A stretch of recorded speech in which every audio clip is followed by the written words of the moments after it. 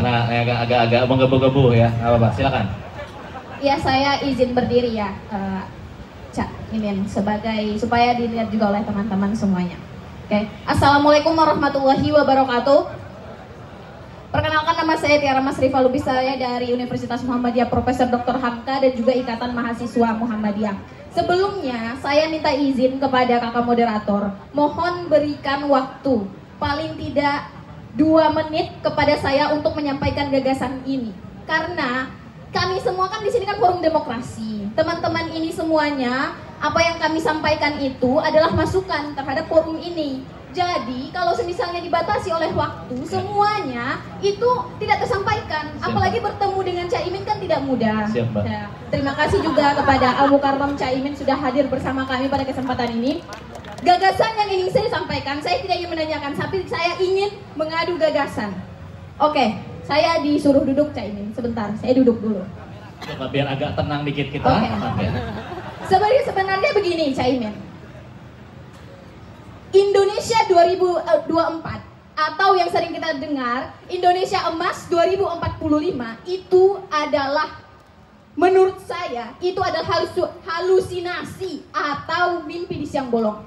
Seperti yang kita tahu, penduduk Indonesia ini didominasi oleh generasi milenial dan juga generasi Gen Z. Hampir semuanya 10 juta rakyat Indonesia ini didominasi oleh generasi 2 kelompok tersebut. Tapi kalau yang bisa kita lihat, hampir semuanya itu adalah bentuk keuntungan untuk bangsa atau justru bagian daripada yang bisa menjadi beban negara, termasuk dari fungsional dan kualitasnya. Seperti yang kita lihat, kalau misalnya kita lihat dari kualitasnya, sekarang ini ada riset terbaru tentang bagaimana masyarakat itu mengerti dan memahami realitas atau kenyataan dengan baik. Semuanya itu hanya 0,0% dari apa yang sudah ada, dari masyarakat yang sudah ada ini. Apalagi generasi sebelum-sebelumnya, semuanya itu bisa kita katakan hampir sangat tidak mungkin bagi masyarakat ini berpikir secara realistis. Dan juga tambahnya adalah generasi sebelum-sebelumnya. Mungkin itu lebih parah. Tapi yang jelas, selanjutnya adalah ada IDQ dari yang pernah saya baca itu adalah seorang guru yang kencing berdiri akan melahirkan murid yang kencing berlari. Orang tua atau generasi, orang tua atau guru yang tidak mampu berpikir untuk baik akan melahirkan generasi yang tidak mampu untuk berpikir dengan maksimal atau secara kualitasnya sesuai dengan kemampuan gurunya. Seperti yang dikatakan oleh Alan Todd. Sebentar ya Mas. Sebentar Mas. Seperti yang dikatakan oleh negarawan dan juga politisi Inggris, Alan Todd itu mengatakan masyarakat yang sakit akan melahirkan pemimpin yang sakit atau generasi yang sakit. Sampai hari ini, detik ini, tidak ada satupun tokoh yang memikirkan permasalahan ini dengan serius. Betul, tidak ada satupun tokoh yang memikirkan permasalahan ini dengan serius. Dan juga apalagi selanjutnya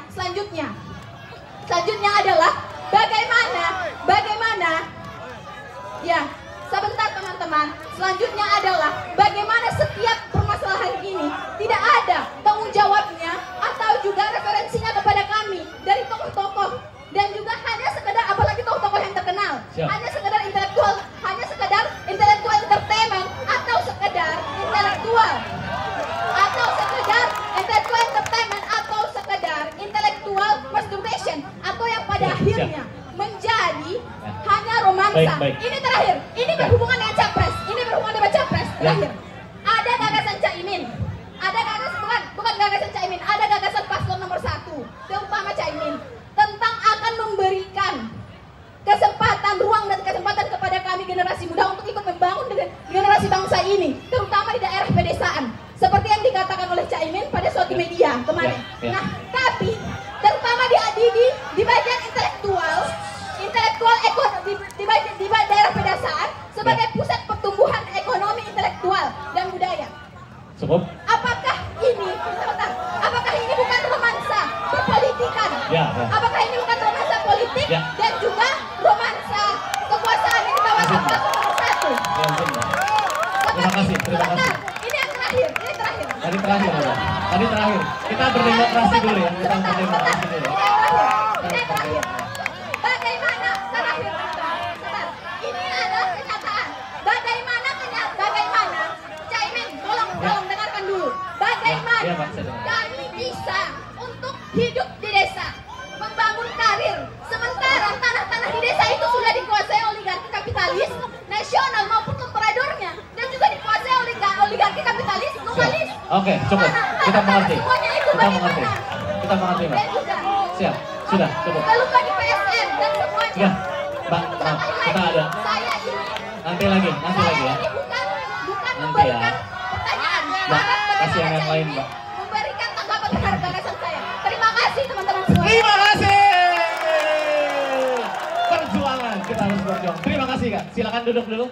Silakan duduk dulu. Ya dikasih kaos luar biasa. Duduk dulu biar tenang. Minum dulu kopinya ya.